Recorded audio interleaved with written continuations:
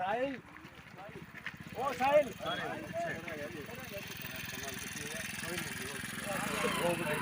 मानते हैं भाई 50,000 का नुकसान। हम ये 50,000 का नुकसान मानते हैं भाई इस किले में।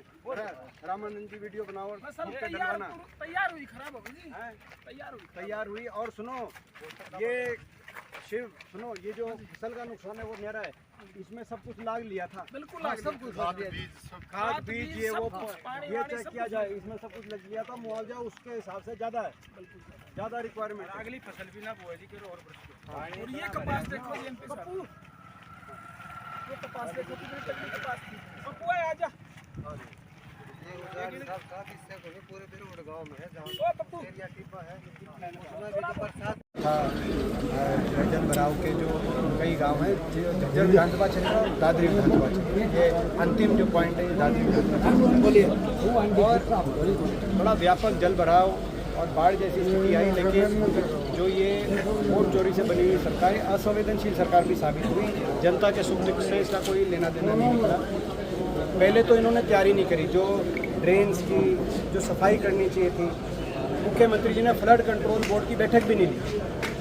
कई जगह आपने देखा जो है ड्रेन की सफाई नहीं थी, कई ड्रेन ओवरफ्लो में ड्रेन के जो एम्बांकमेंट थी, जो बांध थे वो टूट गए। जैसे मुंगेश्वर ड्रेन बादुड़ की वो टूट गई, बाहर आ गया पानी, कई कॉलोनी आज तक खड़ी।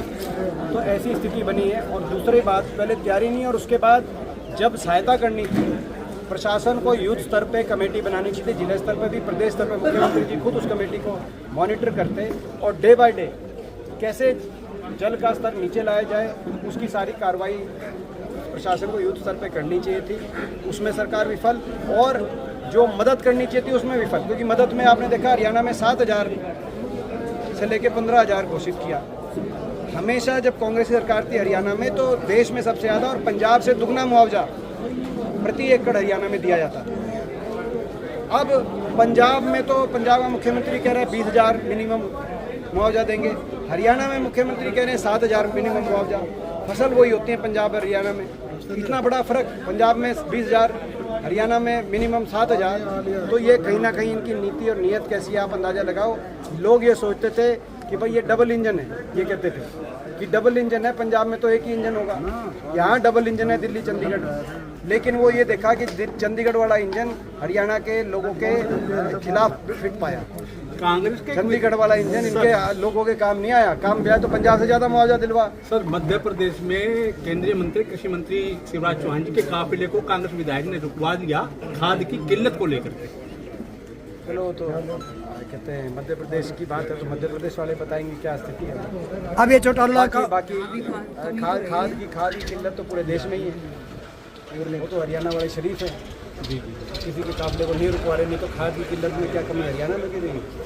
अब कुछ नेताओं का विरोध हो रहा है, कल की बात है, परसों की बात है, दुष्यंत चौटाला जी के काफिले को रुकवा करके बुजुर्ग ने जो है उनको खरी को सुनाई को मलाई खाने वाली बात कही उन्होंने। भाई इसमें मैं क्या कहता हूँ,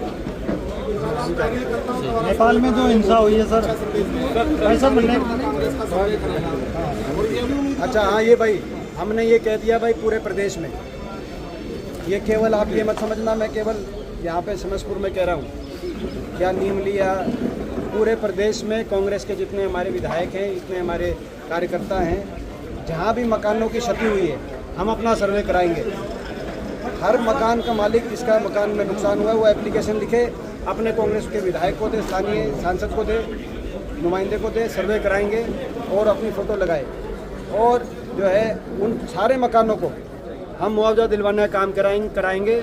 चाहे हमें प्रशासन अगर उसको रोकने की कोशिश करेगा तो जो लड़ाई लड़नी पड़ेगी लड़ेंगे। और जितने भी एप्लीकेशन हमारे पास आएंगी वो सारे एप्लीकेशनों का मुआवजा दिलवाएंगे पूरे प्रदेश में। नेपाल में दिशा की बैठक को लेकर के आपने विशेष निर्देश दिए डीसी साहब को, पूरी रिपोर्ट 19 तारीख की दिशा की बैठक है, जिला झज्जर की है जी। और 19 तारीख तक मैंने कहा है कि भाई वो जो बैठक, क्योंकि मैं उसका जिला विकास निगरानी समिति का चेयरमैन हूँ बतौर सांसद, तो 19 तारीख तक सारा जल निकासी का जो भी कार्रवाई की गई है, सर्वे किया गया है, कितना मुआवजा बनता है, कहाँ वो सारी रिपोर्ट 19 तारीख की बैठक को हमारे सामने रखे। ये तो बाकी भी जिलों में करना चाहिए। नेपाल में जिस प्रकार की हिंसा हुई है उसको किसी को अब देखो हिंदुस्तान में रहने ऐसा है। अब अभय चौटाला जी सारा देश की मना के बारे में मैं क्या कहूँ, 11 साल हो गए तू भी गणवानी मना हम देखते बड़ा हैं। वो मार दूं खाना के 11 साल से अभय चौटाला जी दिन और रात हुड्डा साहब का और मेरे नाम का जाप करते हैं। वो सुबह हुड्डा साहब का नाम लेके अपना शुरुआत करते हैं और रात को मेरा नाम लेके सो जाते हैं। रात को शायद सोने के बाद भी उनको हमारे सपने आते हो और उसके बाद जो है फ्रस्ट्रेशन में असल में, और वो फ्रस्ट्रेशन में इसलिए क्योंकि उनकी पार्टी खत्म होगी, जनाधार समाप्त हो गया। उनको लगता है हमारी वजह से उनकी पार्टी का जनाधार समाप्त हुआ है, लेकिन उनकी पार्टी का जनाधार उनकी छवि की वजह से खत्म हुआ। बार बार बीजेपी की और खट्टर साहब की कठपुतली के रूप में जो काम करते हैं वो आपको कांडा बता देंगे।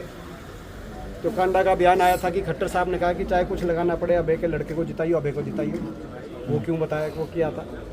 तो एक कठपुतली की तरह वो काम करते, चुनाव जीतते ही अपने लड़के को लेके खट्टर साहब से मिलवाने लेके जाते हैं दिल्ली। हर जगह बीजेपी का साथ देते हैं, बीजेपी का साथ देते हैं, उनकी खुद की छवि, उस वजह से इनकी पार्टी खत्म होगी। लेकिन फ्रस्ट्रेशन में नाम हमारा लेते हैं। और अब भी देखो सरकार बनी, मुख्यमंत्री हैं कुरुक्षेत्र के,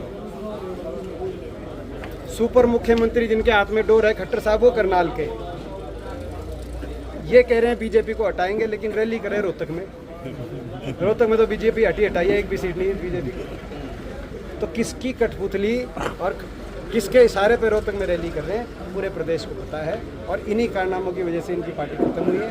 हाँ, मगर भाई इनका फ्रस्ट्रेशन है, हमारा नाम लेते हैं, हमें तो अच्छी बात है, क्योंकि चर्चा में हम ही रहते हैं। लेकिन जितना नाम ये हुड्डा साहब और मेरा लेते हैं उतना भगवान का ले ले तो क्या पता ही ना कुछ बढ़ा हो। उपराष्ट्रपति कुछ क्रॉस वोटिंग की बात कुछ घटक दलों ने कही। वो तो देखो इंडिया गठबंधन की हमारी लीडरशिप है, वो लीडरशिप देखे और वो लीडरशिप अपना उस बात को देख के जो भी होगा उसमें पता करे कि भाई कौन सा दल है, क्या है। कई अलग अलग दलों की बातें आ रही हैं, कोई आम आदमी का नाम ले है, कोई झारखंड मुक्ति